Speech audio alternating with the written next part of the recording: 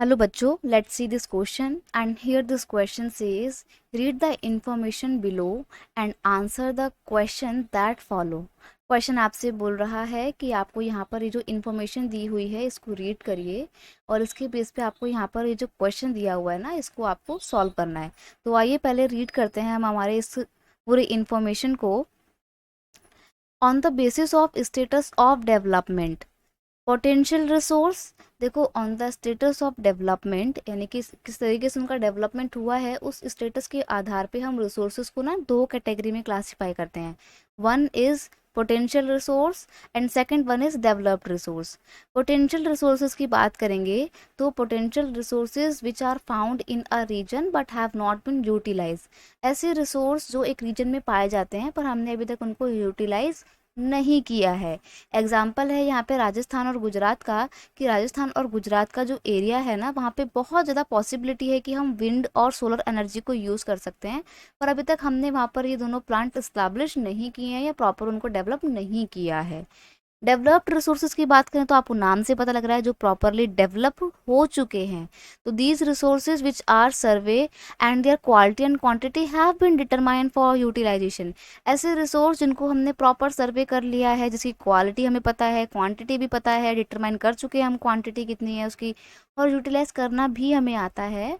The development of resources depend on technology and their level of feasibility, किसी भी resource का development depend करता है कि उस रिसोर्स को यूज़ करने के लिए टेक्नोलॉजी हमारे पास कितनी एडवांस है। जितनी एडवांस टेक्नोलॉजी होगा उतना ही रिसोर्स का डेवलपमेंट ज़्यादा होगा। Identify at least to resources from each category, तो आपको यहाँ पर जो मैंने on the basis of status of development resources का क्लासिफिकेशन बताया दोनों ही, इनके आपको एक एक एग्जाम्पल यहाँ पे आइडेंटिफाई करने हैं।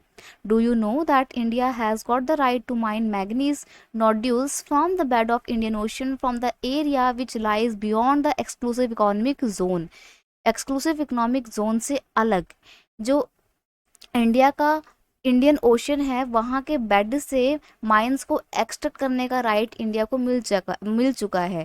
देखो special exclusive economic zone EEZ के बाहर का जो एरिया होता है ना वो पूरा इंटरनेशनल रिसोर्स होता है, लेकिन उस इंटरनेशनल रिसोर्स को यूटिलाइज करने का राइट इंडिया को मिल चुका है।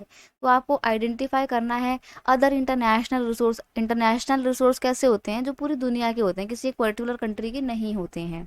या अगर उसको उस इंटरनेशनल रिसोर्स को अगर कोई एक पर्टिकुलर कंट्री को यूज़ करना है तो पहले परमिशन लेनी पड़ती है, जैसे इंडिया ने ली माइन को एक्सट्रैक्ट करने की और मिल भी गई इंडिया को। ठीक है।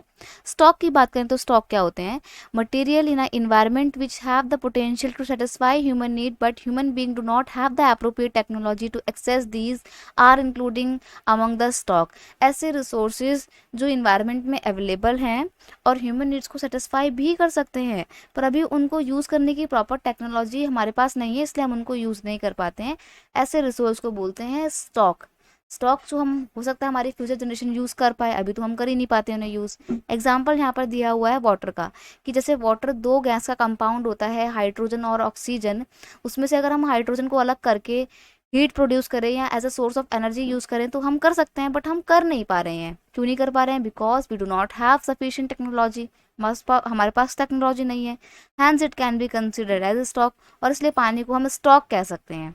रिजर्व्स क्या होते हैं? Reserves are the subset of stock, ये स्टॉक का ही सबसेट होते हैं, which can be put into use with the help of existing technical know how but their use has not been started. देखो रिजर्व्स वो रिसोर्स होते हैं जिनको यूज़ करने की प्रॉपर टेक्नोलॉजी हमारे पास है, हमें पता है कैसे यूज़ करना है, but still we are not using them. क्यों? क्योंकि हम चाह रहे हैं कि वो हमारी फ्यूचर रिक्वायरमेंट को पूरा करे, इसलिए हम उसको प्रेजेंट में यूज़ नहीं कर रहे हैं। एग्जाम्पल दिया हुआ है रिवर वाटर का, कि रिवर वाटर को we can use for generating electrical power but presently it is being utilise only to a limited extent. लेकिन इसको अभी हम पानी को हाइड्रो इलेक्ट्रिकल पावर को जनरेट करने के लिए यूज़ कर सकते हैं, बट हम यूज़ नहीं कर रहे हैं, कर भी रहे हैं तो बहुत ही लिमिटेड लेवल पे कर रहे हैं। इसलिए हम कह सकते हैं कि डैम का पानी, फॉरेस्ट का पानी, रिवर का पानी जो है वो एक रिजर्व है विच can B use in future, जिसको फ्यूचर में यूज़ किया जा सकता है। ठीक है जी, तो ये था पूरा आपका इन्फॉर्मेशन। अब आते हैं आपके क्वेश्चन की तरफ। क्वेश्चन क्या है आपका? रिसोर्सेज दैट टेक लॉन्ग जो geographical time for their formation are called, यहाँ पर ना ये जियोग्राफिकल है, थोड़ा सा स्पेलिंग मिस्टेक है। वो रिसोर्सेज जो बनने में, फॉर्मेशन होने में जिनको बहुत लंबा समय लगता है, लॉन्ग पीरियड लगता है उनको, उस रिसोर्स को क्या बोलते हैं?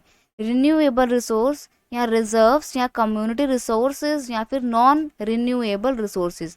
देखो, ऐसे रिसोर्सेज जिनको बनने में बहुत टाइम लगता है, क्या वो रिन्यूएबल रिसोर्स हो सकते हैं? नहीं, क्योंकि रिन्यूएबल रिसोर्सेज को तो आपने एक बार यूज़ किया, आप अगले दिन दोबारा यूज़ कर सकते हो। एग्जाम्पल के लिए सोलर एनर्जी।